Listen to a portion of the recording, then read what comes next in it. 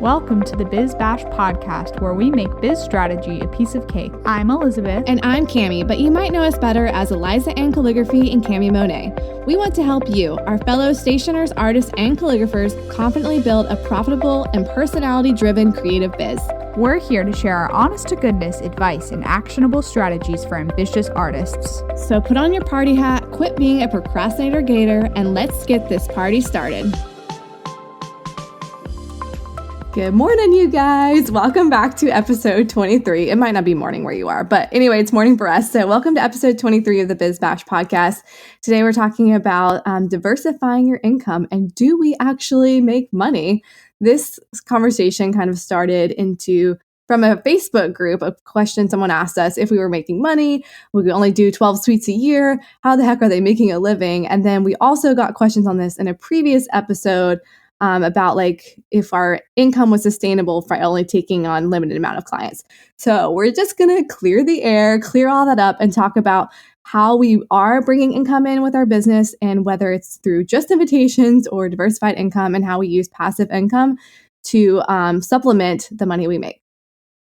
Yeah, I really thought we were going to cause some sort of like mini online riot during that conversation because people were just everyone was throwing in what they do for their business. And like, guys, obviously everyone's businesses are different. But Cami and I just want to be transparent about, yeah, we take on a minimal amount of clients per year. But that's why this episode's called Diversifying Your Income, because there's other ways we make money too.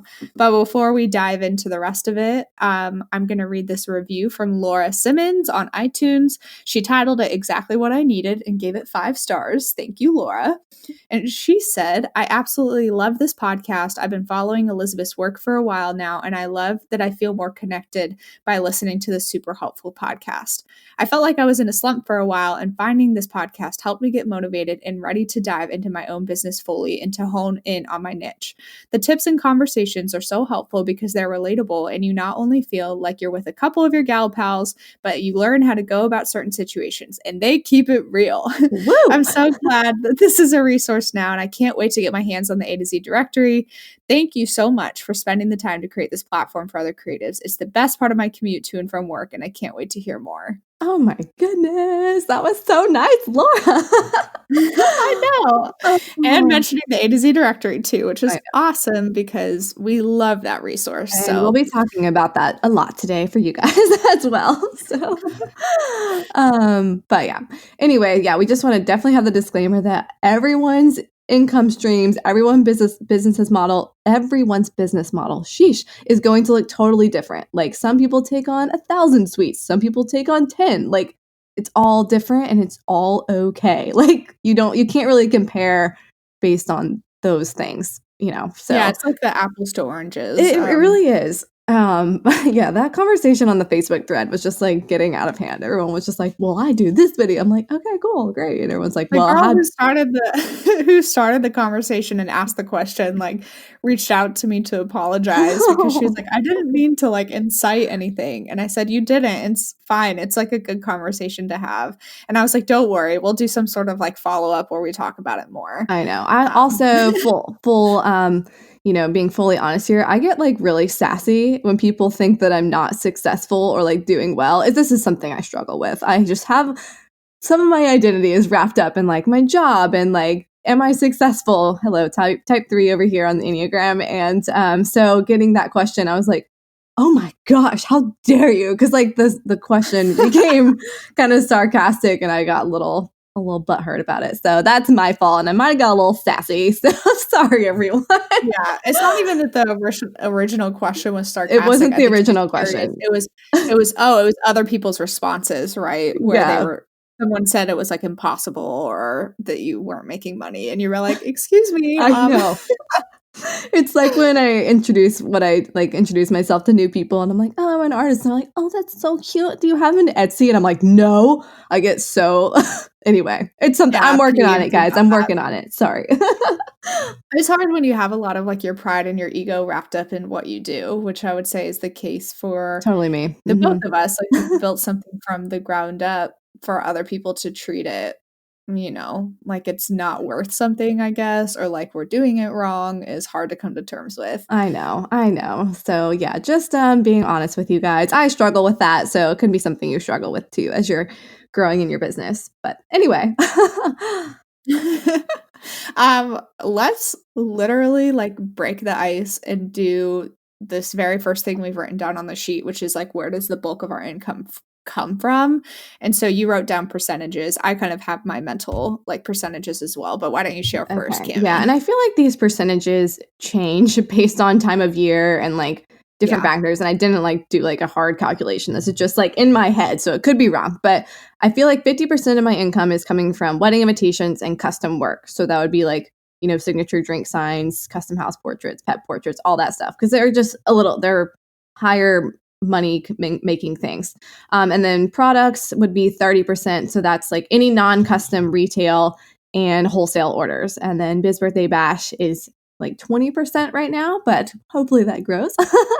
Yeah, obviously this changes if this was like in November, December, then it would be like almost 100% of the income is coming in from products. So it just like, I don't know, kind of changes. But overall, that's kind of what I'm looking at. I didn't put in passive income on this. I think you might be underestimating BBB. I am. I think I am, but I don't know. Like I said, it's not like a hard number or anything like that, but right, you'd have to like go in and like actually crunch the numbers to be able to know and understand like where everything is coming from. Yeah. I mean, that being said, guys, we do make money from Biz Birthday Bash. We do make money. Business here. I think sometimes people assume, like, I don't know. I just think people don't realize that we make money from it. Obviously, because the podcast is free, but we offer a lot of resources that are paid, but people forget about that part. Yeah, exactly. And obviously we split the cash on that one. So yeah, we talked about that, or we'll be talking about that, gosh, in the next episode. Oh, yeah. The How We Work Together episode. Yes. Which will be awesome, guys. So there you go. I just like dropped what the next one's going to be now. Way to ruin the surprise. That's okay. We were really good at keeping a secret about the Stationer Summit for a long time, and we finally got to spill the beans. So no more secrets. I know. No more secrets. Except there will always be secrets. We're always coming up with stuff. Let's be real. Exactly. So sneaky. Anyway, okay. Tell us your percentage breakdown or like your numbers that you're kind of thinking. Well, first, like, my revenue stream is just very different from Cami's. Like, I know my revenue per year is not as much as yours. So for me, it's more of like this 50-50. Okay, it's probably like actually 40% custom work, I would guess. 10% is probably affiliate links and products, if I had to guess at this point. Mm-hmm. And then I would actually say that like 50% of my income right now is BBB. So it's very different for me because I'm not doing as high a volume of clients as you right now, Cami, and I don't have all the products that you do. Yeah, but I don't have like my passive income affiliate streams as solid as yours are. So like I might have them in place, but they're not being, super well taken care of, I suppose. So that's nice. Yeah. So just like different structures, and both of us though are doing 50% or less of our income is custom work. So hopefully that helps people understand. Yes. Like, oh, okay, now that makes sense. If you do 12 clients a year that are for either of us, Cami, paying an average to like 5 or 10 grand, you tend to fall on the higher side of that. I tend to fall on like the lower side of that for my clients. Yeah, for the fact that it's like, if you do a dozen clients a year that are paying 10 grand, let's just like do a little bit of math. Oh, here. I love when we do math because we always mess it up. So that's $120,000, but then like half of that is probably expenses. Let's be real. Yeah, expenses and taxes. So just go ahead and cut it in half for expenses and taxes, basically. And so then you would end up with like 60 grand of revenue and client work if you like took all of those out. Right. Yeah. Possibly. Yeah. Hopefully. And another thing, like, I think people don't realize is I try to keep my expenses super, super low. Like you know what I'm saying? Like in your business, that's another way to really increase your revenue is keeping your expenses as low as possible and making sure you're actually charging for your supplies. But that's like a whole nother pricing topic. But just because someone says they're making 500 grand a year, their expenses could be like 450 grand, you know, like it could be crazy expenses. So just like keeping that in mind too, like the lower your expenses are, the more profit you're actually making. So Right, because revenue is very different from net profit. right. Because people are like, "Oh, my revenue is 6 figures," but you're right, maybe they come home with $2,000. Like, I Yeah. doubt it, but, I know. like right, revenue isn't necessarily, like, bragging rights, it's more of, like, what is my actual profit in my business? How well did I do? Totally. Because I Which mean, is why we love BBB because since it's all digital projects, there's a really low threshold for expenses, which is exactly. nice. Expenses and overhead stay super low on that. So almost most of the income is mostly profit at that point. So, which is really nice. So, yeah, keeping that in mind, keeping your expenses as low as possible. But anyway, so I like having the multiple streams of revenue because I kind of have my hand in a few pots that still work for me, even when I can't tend to them. You know, like my product sales still kind of work, even when I'm not promoting them. They just kind of do their own thing. But each time that I like switch gears and pivot and give one a little bit more TLC, I can see it grow. And so at this point, it's just like I'm switching my attention to each one. I'm making like all these hand gestures right now. You can't see it. But like right now, I'm focusing on invitations and Biz Birthday Bash. So obviously those are growing the most. My products are like, I put in a lot of work last year to make them grow and they've grown a lot since then. There's still so much I want to do. And it's just like, I can't wait to like get my hands in there and really grow that more. But like the one you give the most attention to is going to grow the most. And I was telling Elizabeth how I think of streams of revenue, but I also think of having a river of revenue. So that would be like the main one that I am paying attention to. So right now, my river of revenue would be wedding invitations. And then the rest are streams just like filling into that river. And at some point, that river might, you know, dry up a little bit, or, you know, just like there might be not many clients coming through. So then I'll just switch my attention, start pouring in water into, you know, the product side and grow that river. So it kind of just like gives me options because as a freelancer, you really do need different ways to bring in money than just the one. You don't want to put your eggs all in one basket. Yeah, absolutely. I mean, I honestly couldn't have described that better. And I love your note about like just around the riverbed, like Pocahontas. This is cracking me up. Yeah. So I don't even know what I write. The streams will be there for you if/when the river runs dry and you don't know what's around the riverbed like Pocahontas. I was gonna sing it, but you know. Yeah, no, we'll spare everybody that. I With my think. morning voice, it would not be nice. And I know for me, like my Kristen Wiig impression, that was enough for a while. I gotta, pull back from that. Well, I mean, here's the deal with singing Pocahontas. Like, you can't just like whisper it. You have to like blast it. You know what I'm saying? Like, you got to go all Yeah. in, all in. So we're just not ready for that. Maybe a little later down the episode, I'll just surprise you guys and break into song. But anyway, She whispers really creepily. Okay, let's talk too about the difference between diversifying income and passive income because I feel like people tend to get these a little bit mixed up. And I know when I first started out, I didn't really understand the difference between them either. So I feel like what Cami just described of like the multiple rivers of revenue, that's really when you're diversifying your income because you have multiple avenues, multiple ways that are earning you revenue and bringing you money in your business. So I wrote down an example that like maybe as a photographer, you don't only shoot weddings, but you do family sessions during your off season. That would be another one of those like small rivers, right? Or a stream, as Cami called it, that leads to the river. So that right there is diversifying your income because you're doing something different from your main source. Another one for photographer is like maybe you do photographer workshops for other photographers on your off season instead of just shooting weddings. But obviously, weddings will make you the most money.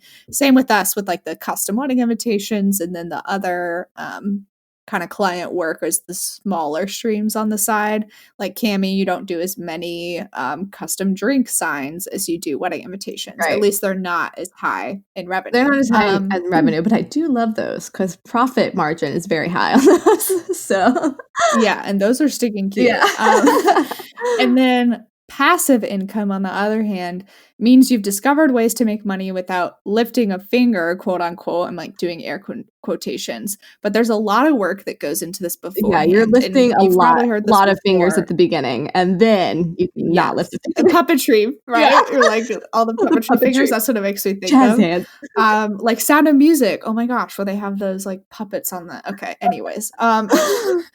So passive income tends to have a lot of work that goes in beforehand. So like a really good example I can think of this is like Hot Stock or a stock photo company where they're putting the work in front to like build up their stock library, but when they get people to pay for the membership, that's kind of passive because it doesn't require like a one-on-one contact with the client, right? Right. It's like someone who's like paying into that revenue stream. Or for me having on my website my USPS mailing agreement, I don't promote that very often, but other people talk about it. So that's truly passive for me because when I get someone to purchase it, I'm like, yay, I didn't do anything. Yeah. Like, but I just made some money. Pretty much any digital product is all passive. Like once you do all the work up front, then it's just a matter, you don't have to worry about shipping anything or like, you know, packaging up anything. It literally just gets immediately downloaded. Like the contract for us is, you know, one of our big passive income sources together. And like that's awesome. Like we worked our butts off to get that going at first, and now it just lives on the site and people purchase it and they get it immediately. We're pretty hands off on that at this point. Yeah, it's really nice. Um, and I would add too that even though I have lots of like diversified income within my business, I only think of a small handful as truly passive. Like it's hard to get to that point where it is actually really passive or everything's run in the background. Or like someone I think of is Amy Porterfield, right? Because she's like the online marketing goddess. And so she runs things evergreen to like get people to purchase courses or purchase resources. And that's awesome because she has all these systems doing everything for her. I get like really obsessed with that. That's why I love ConvertKit. That's why I love systems. Like I love things running in the background without me doing anything. But it's hard to get it to that point, like the amount of work up front. But Cami, you wrote an awesome little note here about like the key to Yeah, so this. I think the key to diversifying your income streams where they truly are making money for you is where you need to start with an active income thing. So that would be like doing the custom work, doing invitations, whatever, and then build up passive. So start with active, build up passive. Like passive is something that's going to be like more long term and grow. And like anything with like a digital product, you're going to need time to put it together, and it just kind of builds up over time. And then I also think it's important to aim to have 3 streams of income in your biz, like your heavyweight, your river, basically your medium weight. Like for me, that'd be products, and then something passive like affiliate revenue or, you know, your digital download, your course that you're selling, something like that. So if you can kind of get the heavy, medium, and affiliate like passive, I think those are like key to being successful. Yeah. Sorry, I'm still getting rid of this like cold that I That's had all right. weeks Hope ago. you feel better. I can cut that out. Or if I don't cut that out, sorry. Okay, so how do we diversify our income? This is the next thing because there's probably people sitting here and thinking like, great, but when it's all said and done, like, what do I, like, where do I actually start? Right. And I think they're also like, this can be a little disclaimer too, like, because we are fans of niching down and like finding what you're good at. Like, don't just offer everything under the sun. Like, I think we've talked about this before. Like, you don't want to just do like wooden signs and this and this, and this, like everything in the world. Like, you still need to figure out like what your core thing is. But also, like, it's like there's so many different ways. You need to do this and not too much of this. But like, you do need a way to just kind of like have something. We talked about this before, like income anchors, and then like something that's always there for you, bringing in money, and also having like something maybe you're like working more towards to grow. So I just want to have that disclaimer. Like, you still want to niche down and not offer 1,000 things.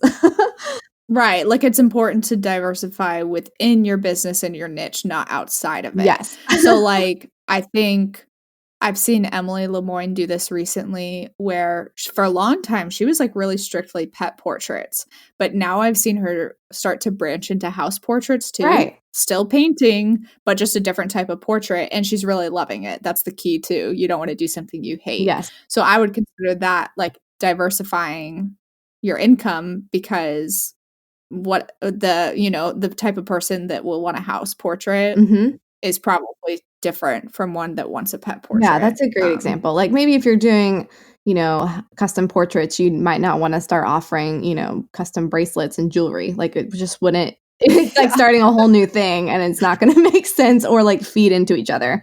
So, like, one thing is Mhm. not gonna help you grow the other. So that's just, like or if you're a photographer, like, don't also just go start a planning business at the same time, because it's just like, what do you wanna be known for? Like, if you wanna be known for watercolor painting, stay within that zone. Like, yeah, like with me, I have the art prints, mugs, cards, invitations. Like, those are all like very different things, but they all still like are about my painting. Hope that makes sense. Mhm. Like, I actually knew it was years ago now. It was a lady here who used to be a calligrapher and a photographer. She did both. She doesn't do either anymore. I think she, like, honestly found another job that she loved, which is awesome. Mhm. But I remember that kind of being, like, a weird pull within her business because it's 2 very different Yeah, I things. do think it would be hard. And to try to be able yeah, that's like it's 2 completely different businesses, and so that's just something to keep in mind, like, when you're building something, but I wrote down, like, a note of I keep going back to the photographer example, which is really funny. I don't know why this is all for Yeah. photographers, we're stationers here, but if you're a photographer, um, how can you, like, add to your services for your clients? Like, maybe you could offer photo albums to your wedding package, or if you're a stationer, maybe you can add variable addressing and printing to your services if you don't already. Like, it's all about building on the foundation of what you already have to diversify and to Yeah, change things. And I guess I would consider those more of like an add-on to a package, but yeah, it paying for a photo album is, like, different than the digital photos, kind of. it's the thing, you wanna go deep and not wide in your business. Like, yes, you're diversifying, but you're diversifying by going deep and not going wide, right? Like that. Yeah, exactly. Like, for me, like, the wood signs, like, and the signage and the day of stuff, that was too wide. Right. Like, I was starting to feel stretched in too many directions. So that's when I was like, "Okay, reel it back in." Like, I don't want that to be part of my business anymore. Or it's more like the fact that as I do more stationary, I was ready to leave that Mhm. behind because that was my income anchor for a really long Right. time was all the signage. Yeah, that was like mine was the So escort cards, that was my income anchor, and then I was like, "Nope, reel that way in, do not wanna do this," like, wait, what was it? remember the Say it escort again? cards that I used to do on Etsy, like face cards or Yes. whatever, like the hand torn watercolor wash and then name and calligraphy, like, that was, like, the thing. I ripped so many pieces of paper. God. I just still can't believe that Oh, yeah, that was, like, your thing that you did at the I beginning. know. Um, but I have a cute little list here of things, like, I've done to diversify my income, so I'll share them real quick. Um, Resources for other creatives, so that's, like, my USPS mailing agreement, Your workshop guide. blog posts, workshop guide, thank you. Blog posts, like, don't really technically bring me money, but I consider them a resource that funnels into that. Products, so my wax seals actually tend to be very passive because I don't have to ship them, the company does it for me. I just have to, like, upload the customer's information to a spreadsheet. Then I have only 2 services, so those are wedding invitations, custom wedding invitations, and envelope calligraphy, and those are kind of my 2 specific services. Then I'm part of multiple affiliate programs, so you guys probably know that I'm an affiliate for Dubsado and QuickBooks Self-Employed. These are things I talk about all the time. I would love to break into potentially doing, like, sponsored posts on my feed, but I don't know how I would. That's just an Yeah, idea. yeah, Um, I get revenue from my YouTube channel. It's like a couple $100 a month maybe, but still for the videos that are just sitting there, that's yeah. awesome. And then obviously Biz Birthday Bash, which is like we consider Biz Birthday Bash a separate business Yeah, anymore, but exactly. It's its own thing. So it's like active and passive. There's yeah. a lot going on with that. So, um, I know so much. yeah. Oh, I have a headache. Oh, No. yeah, and my biggest, like, passive income source would be Casetify, like the phone cases.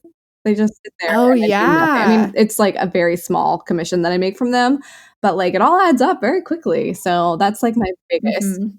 And then the Dubsado affiliate links, the Amazon affiliate links, I mean, maybe that's like $150 a month. It's nothing like groundbreaking at this point. Yeah. For me too, yeah. But yeah, other ways to diversify your income would be like print on demand sites. I personally do not use print on demand sites, but a lot of artists have had really good success with these.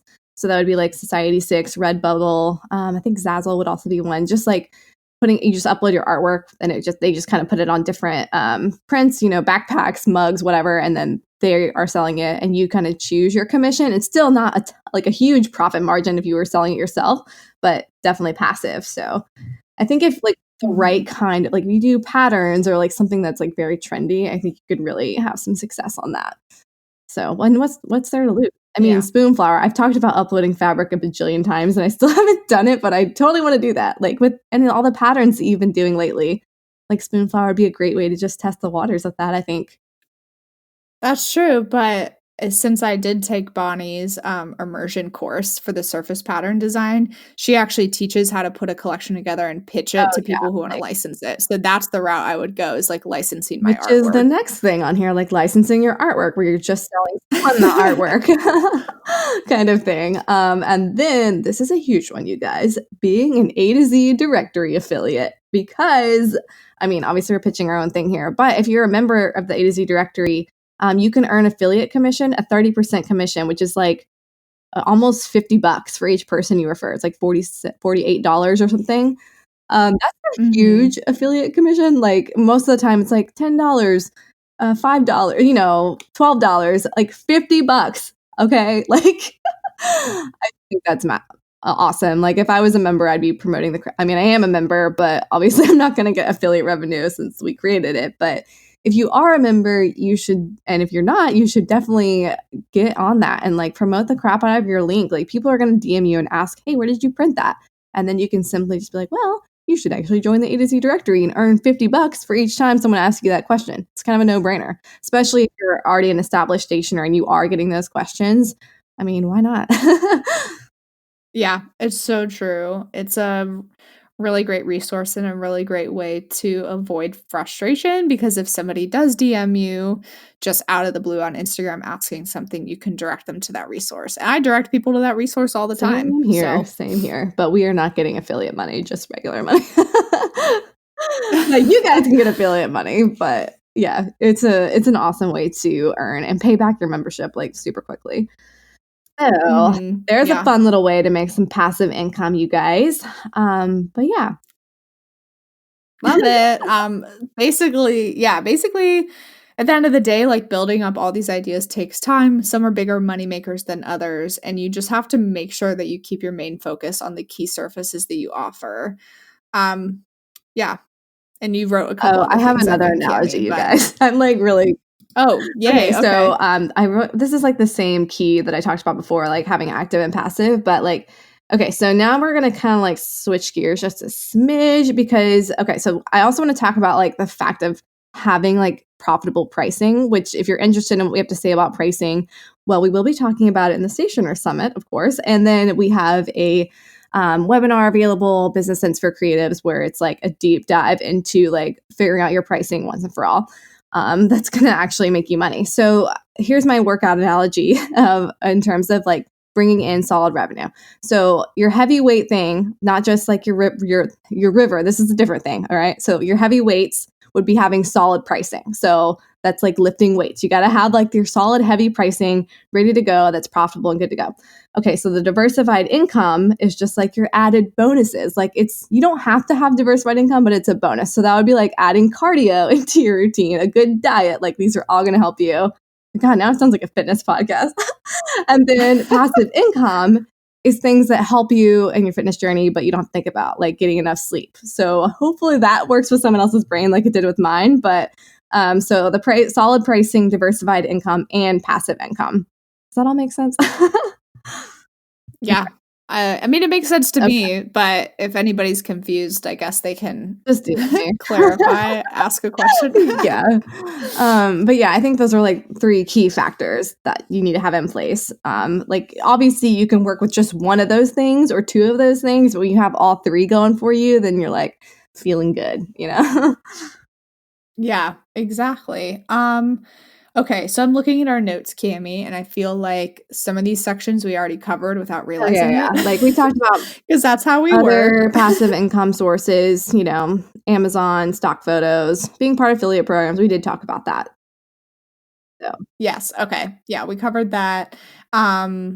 And basically, if you wanted to do something right now for passive income, it was like Cami was talking about, become a member of the A to Z directory and promote the crap out of it and be part of our affiliate program. And that would be awesome. We would love to have you guys be part of that.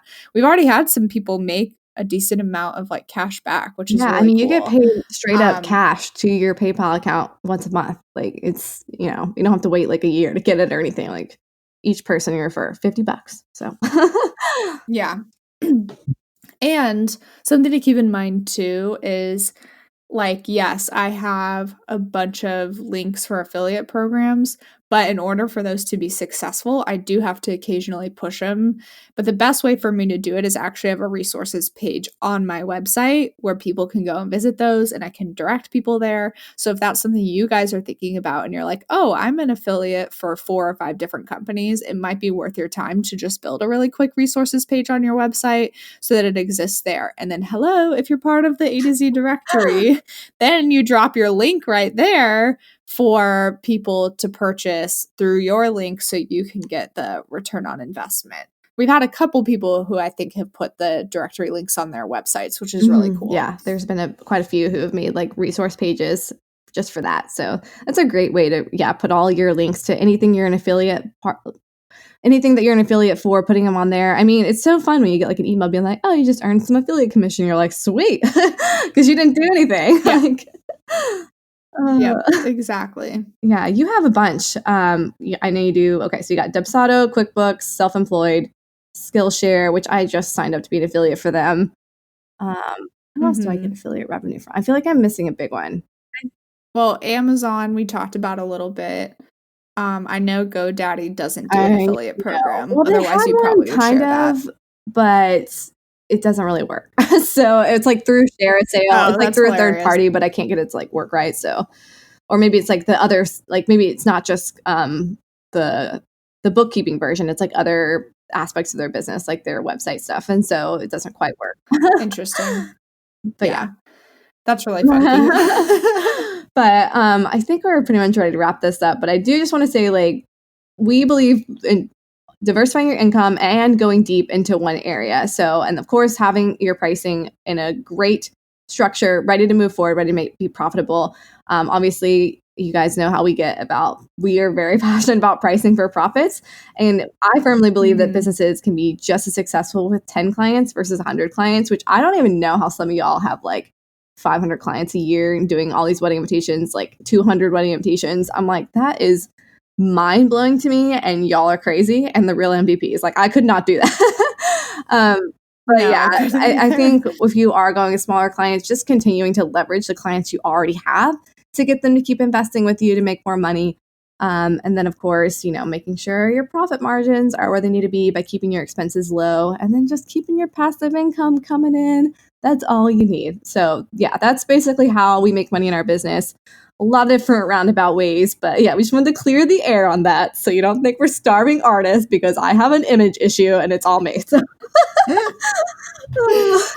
Yeah, exactly. And it's like that people do forget about the pricing, right? That it's like 12 clients who are dropping a lot of money. It's not 12 clients who are paying $100 each. Obviously, then we would be starving artists. Some stationers who could like literally have 6 clients a year and make bank still, like their prices are, I'm not like, there's some really awesome people out there doing really cool things. And like, yeah, they deserve to be paid freaking 40 grand for each, whatever they're doing. So, yeah, just it is insane. It is insane. But there are clients out there who are willing to pay like happily. It's crazy. So never like underestimate that, you guys. But Yeah, exactly. Elizabeth and I will be talking more about pricing together in the Stationer Summit. So we're going to be having an honest conversation about pricing. So we're really excited about that. Yeah, can't wait. I know, we get so passionate about this. So that's going to be a really fun session. And it's going to be fun because we get to do it together. But obviously, we have a ton of other amazing ladies in the Stationer Summit who are sharing their expertise. And it's going to be bomb.com. So if you want to check that out, and register and get on the waiting list, just go to www.stationersummit.com. Thank you so much for the information, Cami. I'm really excited about the summit, and I hope a bunch of y'all get your butts on the waiting list, just so you can be notified as soon as early bird registration goes live, so you could save $100. Keeping those expenses low, y'all. Keeping them low. Oh, this is an expense that will be well worth it. Trust us. That's why we want you guys to start saving up your money right now. Anyway, if you are loving the Biz Bash podcast, please take a moment to leave us a review and a rating on iTunes. That is how other creatives find us and how the podcast continues to grow and have more reach. And we just love reading your guys' reviews. We try to read one at the beginning of every episode when we can. So keep them coming. It keeps us going. Totally. It really, really does. It just lights our fire so much. And we love you guys. And we will talk to you next week. We'll be back with a brand new episode. So bye. Peace out, Girl Scout. Hey there, fellow stationers. Are you creating custom invitations and still sending a lackluster contract that's hacked together with Google searches and generic templates? We've got you. We've created a custom stationery contract written for stationers by stationers, and it is lawyer reviewed and approved. #LegalRockstar. The custom stationery contract covers every stationery snafu, protects you and your client's interests, and sets up an expectation of professionalism. We've combined our previous contracts as well as years of experience to bring you a contract that covers your booty and your biz. So become a put-together pro and breathe a sigh of relief knowing that you have a contract that is easy to understand and avoids confusing legal jargon. The custom stationery contract is only $227, which is half of what you'd expect to pay anywhere else, and it's written by two gals who have seen it all. Spoiler alert, it's us. It's time for you to do things right. Go to bizbirthdaybash.com/contract to purchase and download your copy today.